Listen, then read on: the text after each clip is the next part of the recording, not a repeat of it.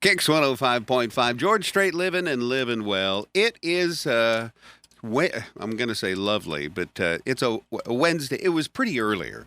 Did you see the sunrise? It was, but pink sky in the morning. The clouds, the pink sky. It was lovely. I'm gonna say it. I will give you authorization to use lovely for that, yes. And it's not going to rain today. Yeah. It's supposed to be clear off and be sunny with a high 70s. Use of lovely officially approved. Oh, good. Yes. Good.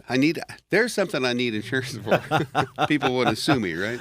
Val said it was lovely. It simply was not. I don't know what he's talking about. So we managed to kill 10 minutes here. I have no idea what we're talking about. Yeah, I had a full plan, and then we started talking, and I totally forgot. Yeah. So what was the plan? Talk about insurance, I believe.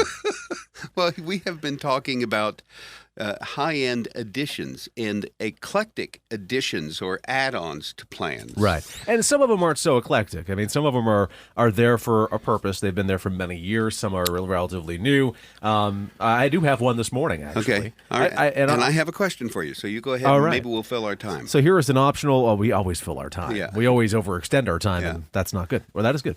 So this morning we're going to talk about an endorsement available on a homeowner policy, and this is a specific endorsement to Cooperative Insurance in Middlebury, Vermont. It's an endorsement for business activities. Out of your home? Yes. Oh, that's cool. Yes. So there's some protection for you for liability and things like that. And I'll read the definition. I know the definitions are boring, but I'll just read the first paragraph. Following amendment to the definition of bodily injury applies if the insured named in this endorsement is a member of the faculty or teaching staff of a school or college, and this endorsement indicates that coverage for liability arising out of corporal punishment is included. Yeah. Huh? Yeah, I know. Say that again? I'm not reading that again. That would. So it's business activities. It's actually something that you can do for educators, for teachers. But not many people take us up on it. I'm teaching at Linden State College. Can I use it? Well, you need the rest of the policy first. Oh, yeah. Well, I was going to talk to you about that. So let's say I want to insure my home. Do you always have to inspect the house? We do, yes. Yes. You have to? Yes. So here's the thing. See, we don't want anybody coming. Anytime somebody steps into my house, they say, "Is everyone okay?" It looks like an accident just happened. So I mean, it's our job as an agent representing an insurance carrier, and in our case, for the world of homeowner, we've got 5 that we use regularly, and we have a few others as well. It's our job to understand the risk that we're putting with the company. Okay. So in order for us to properly assess and understand the risk, and to make sure it qualifies for the program and the company that it's with, we need to go look at it. Oh. So, I mean, otherwise, how in the world would I know? And by the way, this is a sticking point for me because I grew up in a household that did this. But how in the world am I to know that you don't have a wood stove and oil furnace in the same chimney if I don't go in the home? Absolutely. And that's an underwriting no-no from every company. And I don't care. There are people out there who say, "Oh, my company allows it." They don't know you have it. If they knew you had it, you probably wouldn't be allowed. And that's a rule that's really been around with a lot of the companies for many years. More recently, some of the more regional companies have introduced that rule as well. Okay, so let me throw one out to you. Yes. I have a fuel oil heater and a wood stove on the same chimney, but I've never used, in the 7 years we've been there, we've never used the oil. There's no oil in the tank.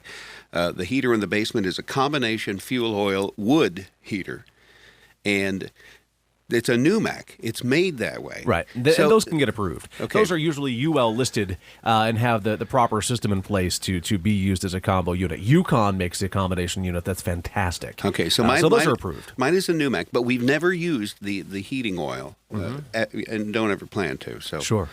That's something that we, if I looked at and we knew that it wasn't being used and it was UL approved, it'd be fine. It'd be fine. Most companies would say, "Yep, we'll take that. We'll take," because it's intended to do so. Right. It's not an add-on; it's a combo. Right. Add-ons are not supposed to share flues. Right. Combos usually are. But in this instance, we have a wood stove upstairs that ties into that same chimney. So you have 2 wood stoves in the same flue. I have a wood stove in the basement and a wood stove on the next floor up. Right? Yeah, that's a huge no-no. Is it really? Huge no-no. Yeah. Oh yeah. I cannot find a company in anywhere that would take that. Again, I've had people say, "Well, my company accepts that." No, they don't. They don't know. They about don't it, know right? you have it. Right. It's considered a real, and the mason men out there would tell me that I'm crazy, and I would agree with them. But they know how chimneys work. They know how properly installed chimneys work. Here's the situation. We don't use both of them ever at the same time, and the reason for that is the one in the basement is a forced air unit. Sure. And in the dead of the winter, when it gets 30 below, that's when we go to basement wood because it burns through wood like crazy. Right. And at that point, we don't need the one upstairs. Right, because it's radiating throughout the house. Right. So again, it's a... Right. But I don't know if they allow you to alternate like that. So the national, what is it? The NFPA, National Fire Protection Agency. I believe they would actually have a great article on this that would explain to you why you shouldn't have two wood stoves in the well, same I know that you can't run them both at the same time because there is not enough air being moved through a single chimney to support both the wood stoves. And there's some level of chimney fire concern that's elevated when you have more than one in a flue. So it's interesting to see. But the thing of it is, and well, this is way off what I was going to talk about, but it's a good conversation. And just realize, and I really like to encourage people to remember this, I am not the rule maker. I am simply the one who has to follow them. He is not the bearer of bad news. I am the bearer of bad news, but it's by proxy. He's not the originator of bad news. That's right. Don't kill the messenger type of thing. So if you got questions like I do, you can call Mike. What's the phone number? 748-5224. And, of course, you can check us out on our website. We've had a lot of traffic this month, and we appreciate everyone stopping by and getting online quotes.